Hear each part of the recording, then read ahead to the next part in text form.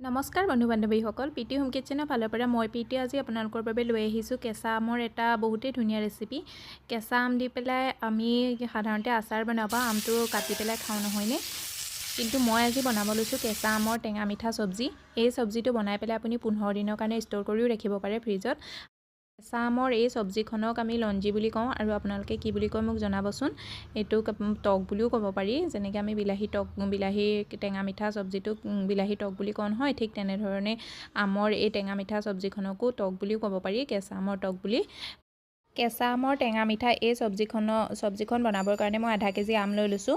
আমটোৰ পৰিমাণটো আপোনালোকে নিজৰ হিচাপ অনুসৰিও ল'ব পাৰে। আধা কেজিতকৈ মোৰ আমখিনি অকণমান কমো হ'ব পাৰে, মই জুখি লোৱা নাছিলোঁ কাৰণ। আৰু এতিয়া মই প্ৰথমতে আমখিনি ভালদৰে বাকলি গুচাই ল'ম। ইয়াৰ বাকলিটো গুচাওঁতে মানে যোনটো সেউজীয়া বাকলি হয় নহয়, সেই সেউজীয়া বাকলিটো আঁতৰাই দিব লাগে। সেউজীয়া বাকলিটো থাকিলে কেতিয়াবা মানে কিছুমান আমৰ অকণমান মানে তিতা ভাৱ এটা আহি যায়। গৰমৰ দিনত যেতিয়া গৰমটো বহুতেই বেছি পৰে, তেনেকুৱাতে মানে কিবা চব্জি বনাবলৈ এলাহ লাগে নহয়, তেনেকুৱাত আপোনালোকে এই আমৰ চব্জিখন বনাই পেলাই থৈ দিব পাৰে। 15 দিনৰ কাৰণে ফ্ৰিজত ষ্ট'ৰ কৰিব পাৰে। আৰু যেতিয়া মানে চব্জি বনাবলৈ এলাহ লাগে বা তৰকাৰী বনাবলৈ এলাহ লাগে, তেতিয়া আপুনি ফ্ৰিজৰ পৰা উলিয়াই অকণমান গৰম কৰি পেলাই ভাতৰ লগত, ৰুটিৰ লগত বা চিঙৰা কচৰি সকলোৰে লগতে খাব পাৰে। বিৰাটেই টেষ্টি হয়। আৰু ইয়াত মোৰ আমখিনি বাকলি গুচোৱা হৈ গ'ল। এতিয়া মই আমখিনি আৰু গুটিখিনি ছাইড কৰি দিম, মানে গুটিখিনিৰ পৰা অলপ ডাঠকৈ মই আমখিনি কাটি ল'ম। আমখিনি কাটোতে ইয়াৰ পিচটো আপোনালোকে নিজৰ হিচাপ অনুসৰি কৰিব পাৰে, ডাঙৰ সৰু। এবাৰ মই আমখিনি কাটিহে লৈছোঁ, ইয়াৰ পিচটো মই পিছত আকৌ মানে কাটিম আমখিনি। আৰু এই গুটিৰ যোনটো গুটিকেইটা হয় নহয়, এই গুটিকেইটাও আমি বেলেগ কামত ব্যৱহাৰ কৰিব পাৰিম, কিন্তু তাৰ ৰেচিপিটো মই বেলেগ এদিন আগবঢ়াম আপোনালোকৰ আগত। সেই ৰেচিপিটো আমাৰ শৰীৰৰ কাৰণে বহুতেই ভাল খোৱাটো গৰমৰ দিনত। আমখিনি কাটি হোৱাৰ পিছত মই এটা বাচনত ট্ৰান্সফাৰ কৰি ল'লোঁ, অকণ ডাঙৰ চাইজৰ। এতিয়া মই আমখিনি 2-3বাৰ পানীত ভালদৰে ধুই ল'ম। যদি আমখিনি আপোনাৰ পূৰা একদম তাজা হয় নহয়, গছৰ পৰা পাৰি অনা আম হয় নহয়, তেতিয়াহ'লে আঠা থাকিব। সেই আঠাটো 2-3বাৰ পানীত ধুলে আঠাটো নাইকিয়া হৈ যাব। কিন্তু মোৰ আমখিনি কিনি অনা আছিলে, মানে একদম পূৰা গছৰ পৰা পাৰি অনা নিচিনা নহয়, 2-3 দিন আগতেই সম্ভৱ পাৰি থোৱা আছিলে, ইমান আঠা নাছিলে। তথাপিও মই 2বাৰ পানীত ধুই ল'লোঁ ভালদৰে। ধুই লোৱাৰ পিছত মই এতিয়া আমখিনি কাটি ল'ম, নিজৰ হিচাপ অনুসৰি কাটিম। মই দীঘলকৈ পিচটো কৰিছোঁ, আপোনালোকে ইয়াৰ পিচটো সৰুকৈও কৰিব পাৰে, মিহি মিহিকৈও কাটিব পাৰে। যেনেকৈ আমি আলু ভাজি কাটো নহয়, তেনেকৈও কাটি ল'ব পাৰে। কিন্তু এইটো যেনেকৈয়ে নেকাটক কিয় পিছত গৈ গলি যাবই মানে। মই ভিডিঅ'ত দেখাবৰ কাৰণে আপোনালোকক এনেকৈ লম্বাকৈ কাটিছোঁ, যাতে অকণমান দেখিবলৈ ভাল লাগে আৰু ভিডিঅ'টোত মানে অকণমান ভাল লাগে নহয় জানো। কিন্তু ইয়াৰ কাটা শ্বেপটোৰ লগত কোনো কথা নাই, আপোনালোকে যিমান ডাঙৰকৈ কাটক বা যিমান সৰুকৈ নাকাটক কিয়, এইখিনি শেষত গৈ পেলাই গলি পেলাই নাইকিয়া হৈ যাব লাগে, মানে একদম পানী নিচিনাই হৈ যাব। আৰু এয়া চাওক, মোৰ আমখিনি কাটা হৈ গ'ল। আনফালে মই এটা কেৰাহী গৰম কৰি লৈছোঁ। কেৰাহীটোত মই 2 চামুচ সৰিয়হৰ তেল গৰম কৰি দিছোঁ। আৰু এই ৰেচিপিটো বনাবৰ কাৰণে পৰাপক্ষত আপোনালোকে নন ষ্টিক কেৰাহী নহ'লে ষ্টিলৰ কেৰাহীয়ে ব্যৱহাৰ কৰিব।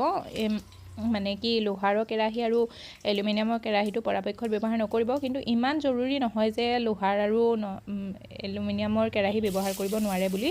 কিন্তু মানে যদি নন ষ্টিক আৰু ষ্টিলৰ কেৰাহীত বনাই নহয়, তেতিয়া মানে লঞ্জিটো খাবলৈ অকণ বেছিয়ে ভাল লাগে, তাৰ কাৰণে কৈছোঁ। আৰু মই তেলখিনি একদম ভালদৰে গৰম হৈ যোৱাৰ পিছত মই 1 চামুচ পাঁচফোৰণ এড কৰি দিছোঁ, আৰু লগতে এটা তেজপাতো এড কৰি দিছোঁ। এইকেইটা এড কৰি পেলাই অকণমান মানে ভাজি ল'ম, মানে 10-20 ছেকেণ্ডমানৰ কাৰণে ফ্ৰাই কৰি ল'ম। ফ্ৰাই কৰাৰ পিছত মই কাটি থোৱা আমখিনি এড কৰি দিছোঁ। ইয়াত মই নিমখ এড কৰি দিছোঁ সোৱাদ অনুসৰি। আধা চামুচ মই নিমখ এড কৰি দিছোঁ, আৰু লগতে আধা চামুচ মই ক'লা নিমখো এড কৰি দিছোঁ। ক'লা নিমখটো এড জৰুৰ কৰিব, মানে ইয়াৰ টেষ্টটো বহুতেই বেছি ভাল আহে। আৰু এতিয়া মই 1 মিনিটমানৰ কাৰণে ঢাকি পেলাই এই আমখিনি সিজিবলৈ দিম। আৰু 1 মিনিট হৈ গ'ল ইয়াত আমখিনি সিজোৱা। এয়া দেখিছেনে, আমখিনি সিজিয়ে গ'ল। মই কৈছিলোঁ নহয়, আমখিনি যিমান ডাঙৰকৈ নেকাটক বা যিমান সৰুকৈ নেকাটক কিয়, আমখিনি গলি যাবই।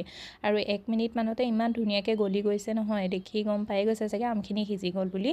ইয়াত মই এড কৰি দিছোঁ আধা চামুচ জলকীয়া গুড়ি আৰু আধা চামুচ হালধি পাউডাৰ। একদম ঘৰত থকা সাধাৰণ মছলা দিয়ে মই আজি এই লঞ্জি ৰেচিপিটো বনাইছোঁ।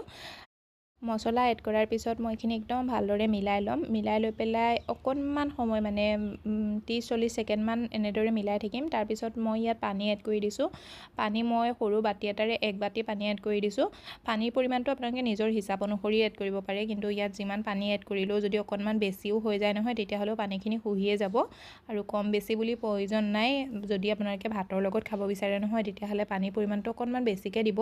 আৰু ৰুটিৰ লগত খাব হ'লে পানীৰ পৰিমাণটো অকণ কমাই দিব পানী এড কৰাৰ লগতে মই ইয়াত এড কৰি দিছোঁ যোনটো বাটিয়ে মই পানী এড কৰিছিলোঁ সেইটো বাটিয়ে এক বাটি মই গুড় এড কৰি দিছোঁ আৰু গুড়ৰ পৰিমাণটো আপোনালোকৰ আমটোৰ ওপৰত ডিপেণ্ড কৰিব যদি আমটো বেছি টেঙা আছিলে নহয় তেতিয়াহ'লে গুড়টো অকণমান বেছিকৈ এড কৰি দিব মোৰ আমটো ইমান টেঙা নাছিলে মিঠা মিঠা আমেই আছিলে তাৰ কাৰণে মই এক বাটি গুড়ত মোৰ হৈ গৈছে আৰু এয়া দেখিছেনে গুড় এড কৰাৰ পিছত মই ভালদৰে উতলিবলৈ দিম উতলোতে ইয়াৰ কালাৰটোও সলনি হৈ গৈছে কেঁচা আমৰ এই টেঙা মিঠা চব্জিখন বনাবৰ কাৰণে আপোনালোকে গুড় যদি নাথাকে নহয় তেতিয়াহ'লে গুড়ৰ জেগাত চেনিও এড কৰিব পাৰে মই যিমানখিনি গুড় এড কৰিছোঁ সিমানখিনি আপোনালোকে চেনিও এড কৰি দিব পাৰে তেতিয়াও এই চব্জিটো ভালেই লাগে বা আধা গুড় আধা চেনিও এড কৰিব পাৰে তেতিয়াও ভাল লাগে সেইটো আপোনালোকৰ নিজৰ হিচাপ অনুসৰি এড কৰিব পাৰে আৰু 2 মিনিটমান মই এইখিনি উতলিবলৈ দিম টোটেল 5 মিনিটমানত এই আমৰ চব্জিখন হৈ যায় এতিয়া মই চব্জিটো ছাৰ্ভ কৰি ল'ম আপোনালোকে এই চব্জিটো ভাতৰ লগত ৰুটিৰ লগত বা চিঙৰা কচৰিৰ লগত সকলোৰে লগতে খাব পাৰে বিৰাটেই টেষ্টি হয়